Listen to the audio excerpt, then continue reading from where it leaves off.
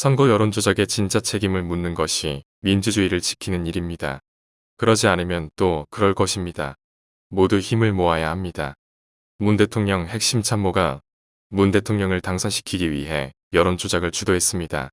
문재인 대통령의 핵심 참모가 주도한 대규모 여론조작이 실제로 있었다는 대법원 최종 판결이 있었습니다. 아시다시피 저는 국정원 댓글 사건을 수사했고 그로 인해 오래도록 탄압받았습니다. 제가 모든 것을 잃으면서도 그 사건을 수사한 것은 선거에서의 여론조작을 막는 것이 곧 민주주의를 지키는 것이라 믿었기 때문입니다. 국정원 댓글 사건을 대선에서 패배한 문 대통령이 제기하여 결국 대통령까지 될 수 있었던 가장 중요한 계기였다고 보는 분들이 많습니다. 문 대통령의 대선 패배를 여론조작에 의한 것으로 보고 한 번 더 기회를 주자는 국민들의 마음이 있었습니다.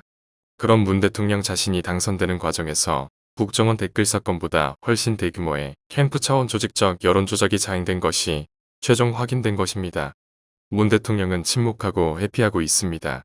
이번 여론조작의 유일한 수혜자인 문 대통령이 억울하다는 변명조차 못하면서 남의 일처럼 행동하고 있습니다. 마치 우리가 힘센데 너희들이 뭘 어쩔 테냐. 국민들에게 금세 잊혀질 테니 버티겠다는 식입니다. 늘 그래왔듯이 말입니다. 문 대통령이 답하고 책임져야 합니다. 이것이 비서 김경수가 책임질 일입니까? 특검과 국민심판으로 진짜 책임자와 공범에게 책임을 물어야 합니다. 진짜 책임자와 공범에 대해 수사하고 선거에서의 국민심판으로 공작정치 세력을 심판해야 합니다. 현실적으로 일단 허익범 특검에게 진짜 책임자와 공범을 수사할 수 있도록 특검 활동을 연장, 재개할 수 있게 해야 합니다. 김경수 지사 등 말단 실행자들에 대한 단죄도 권력의 방해로 천신만고 끝에 이루어졌습니다만 이제는 다음 단계로 나아갈 때입니다. 김경수 지사에 대한 재판 동안 공소시효는 중단되었으니 진짜 책임을 물을 시간도 있습니다. 그냥 대충 넘어갈 수 없는 이유는 그러면 또 그럴 것이기 때문입니다. 대법원 확정 판결까지 난 공작에 대한 진상규명과 진짜 책임자에 대한 책임 추궁이 이루어지지 않고 대충 넘어가면 이번 대선에서도 똑같은 여론조작이 자행될 것입니다. 이기기만 하면 적발되어도 남는 장사라는 선례가 만들어졌기 때문입니다. 여론조작 세력이 정권이 바뀌어 단죄당하지 않기 위해 더욱 심한 여론조작에 나설 수 있습니다. 그렇게 되면 국민이 아니라 소수 여론조작 세력이 또 다시 5년, 10년을 집권해 민주주의의 신용조차 안하며 지금보다 더 노골적으로 나라를 망칠 것입니다. 진실규명과 책임자 단죄는 이제 시작입니다.